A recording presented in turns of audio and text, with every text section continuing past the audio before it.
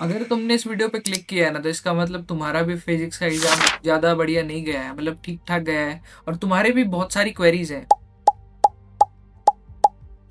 और भाई मैं तो इतना सारा प्यार हैंडल ही नहीं कर सकता तुम लोगों का। तुमने मेरे पास 1.5 लाख से भी ज़्यादा बच्चों के मैसेजेस आए, और एग्ज़ाम के बाद भी 80-90 हज़ार बच्चों के मैसेजेस थे कि भैया हम क्या करें, अभी हमारे 18 नंबर बन रहे हैं, 17 नंबर बन रहे हैं, पास हो जाऊंगा क्या, कंपार्टमेंट कब है, कैसे क्या, मतलब बहुत सारे डाउट्स आ रहे हैं कि मेरे 5 सब्जेक्ट हैं फेल हूँ, 6 सब्जेक्ट है फेल हूँ। तो भाई ज़्यादा कॉम्प्लिकेट ना करते हुए हम एक एक करके सब चीज़ों की बातें करते हैं। तो सबसे पहली चीज पे चलते हैं भाई, जिसमें आप सभी मेरे को ये कह रहे हो कि भाई हमें मार्क्स मिल जाएंगे क्या, हमारे 18 नंबर आ रहे हैं, हमारे 19 नंबर बन रहे हैं। भाई देखो, मार्क्स सिर्फ आपको रिलेवेंट चीजों के मिलेंगे। अगर आप मान लो 1 नंबर का एमसीक्यू ठीक करके आ रहे हो तो उसका आपको 1 नंबर मिलेगा।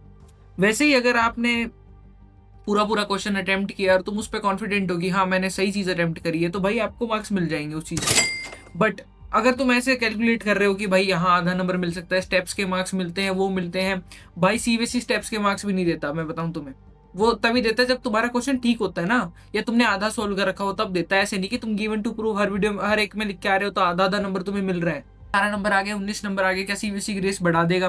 देखो, अगर तुम रेलेवेंट 20-25 नंबर का करके आए हो, जिसमें तुम्हारे 18-19 नंबर रेलेवेंट चीजों के बन रहे हैं, बट उससे अलावा तुमने वैसे ही कुछ रिलेटेड लिख के आए हो, उसमें तुम्हें 1-2 नंबर देके पास कर देंगे। ठीक है, ग्रेस दे देंगे तुम्हें, कोई प्रॉब्लम नहीं, ग्रेस तुम्हें मिल जाएगी। लेकिन अगर भाई तुम ये लगा लो 18-19 नंबर का रेलेवेंट लिख के आए हो और टीचर के पास ऑप्शन नहीं है कुछ देने का, तो भाई 18 नंबर में भी कंपार्टमेंट लग जाती है। ये देख लो तुम मार्कशीट। ये हम नहीं बता सकते कि भाई सीबीएसई हर साल ग्रेस देगा या सबको ग्रेस मिलेगी भाई।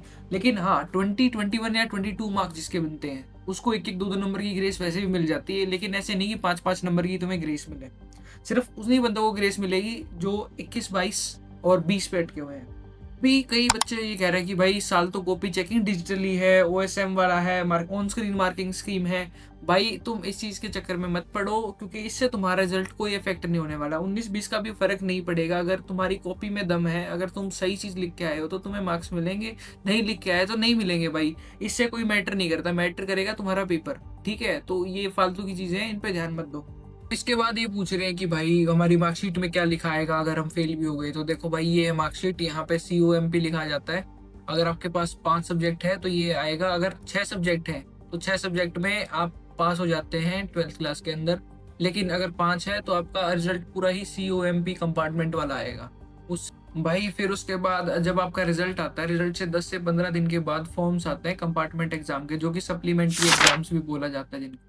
तो आपको उनका फॉर्म फिल करना होता है और फिर आपको एग्जाम देना होता है।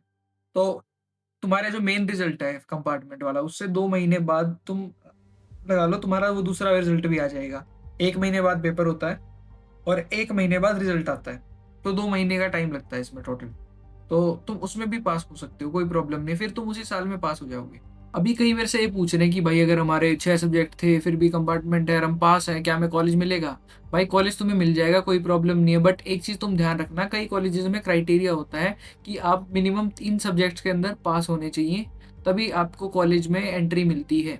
तो वो मिनिमम क्राइटेरिया हर कॉलेज का अलग अलग हो सकता है कि 55%, 55 इंग्लिश, मैथ, साइंस जिस इसमें होते हैं वो चीज़ आप चेक कर लेना। ठीक है, किस किस के अंदर क्या क्या होता है। अभी तुम कह रहे हो कि भाई हमें NIOS ले लें क्या, हम NIOS का बता दो क्या कुछ है। NIOS के बारे में बताऊंगा, लेकिन जिस बंदे की एक सब्जेक्ट में कंपार्टमेंट है उसको NIOS की कोई नीड नहीं है तब तक जब तक वो कंपार्टमेंट में भी कंपार्टमेंट ना आए। उस ईयर सेव करने के लिए हम NIOS में एडमिशन लेते हैं।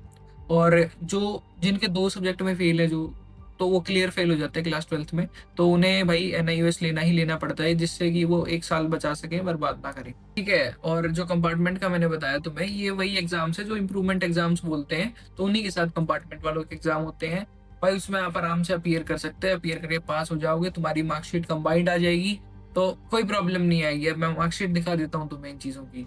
इन टोटल अभी फिलहाल भाई चीज का स्ट्रेस मत लो बिल्कुल भी भाई, कोई प्रॉब्लम नहीं है भाई, कोई नई बात नहीं होती भाई। यहाँ पे है ना, यहाँ पे जितने भी बच्चे हैं भाई, बहुत सारे ऐसे हैं जिनकी कंपार्टमेंट लगती है।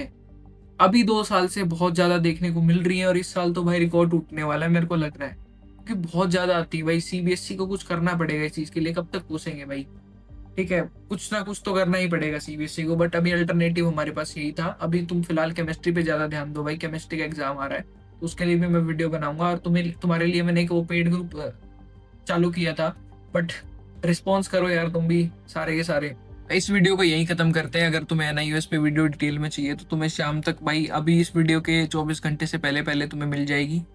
और व्हाट्सएप पे मेरा एक पेड ग्रुप चल रहा है भाई, जिसके अंदर मैं सारे एग्जाम्स की अपडेट्स वगैरह तुम्हें दे रहा हूँ। जितने भी तुम्हारे इंपॉर्टेंट टॉपिक्स हैं, लेक्चर्स हैं, कैसे क्या लगाने हैं, तुम्हारी पर्सनल क्वेरीज हैं, उन सभी को भी मैं एड्रेस कर रहा हूँ उस पेड ग्रुप में। तो मेरे इंस्टाग्राम की लिंक मैंने डिस्क्रिप्शन में डाल रखी है, उधर जाओ। जिसको भी पेड ग्रुप में इंटरेस्टेड हो मेरे को डीएम करो। तो मिलता हूँ अगली वीडियो में।